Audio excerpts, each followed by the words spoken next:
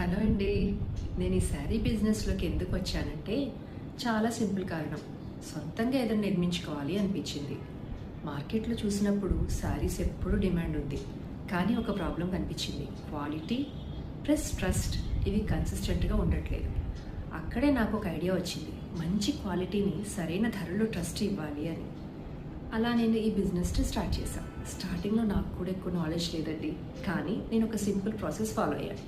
ముందుగా నేను ఒక ప్రోడక్ట్ టెస్ట్ చేయడం, మంచి డీలర్స్ మాత్రమే సెలెక్ట్ చేసుకోవడం, క్వాలిటీ మీద కాంప్రమైజ్ కాకపోవడం, ఇలా నెమ్మదిగా నా సిస్టమ్ బిల్డ్ చేసుకున్నాను.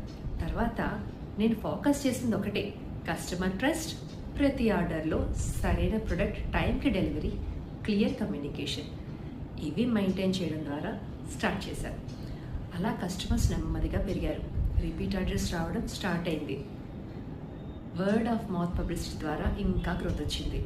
ఈరోజు నేను చెప్పేది ఒకటే, ఇది జస్ట్ శారీ బిజినెస్ కాదు, ఇది ట్రస్ట్ బిల్డింగ్ కూడా. నా జర్నీ ఈ విషయం ఒక్కటే నేర్చుకున్నానండి. మీరు ఏదైనా సరే బిజినెస్ స్టార్ట్ చేయాలనుకుంటే పర్ఫెక్ట్ ఐడియా కోసం వెయిట్ చేయకండి. సింపుల్గా స్టార్ట్ చేయండి. క్వాలిటీ ప్లస్ ట్రస్ట్ మీకు ఫోకస్ పెట్టండి. అదే మీకు ముందుకు తీసుకెళ్తుంది.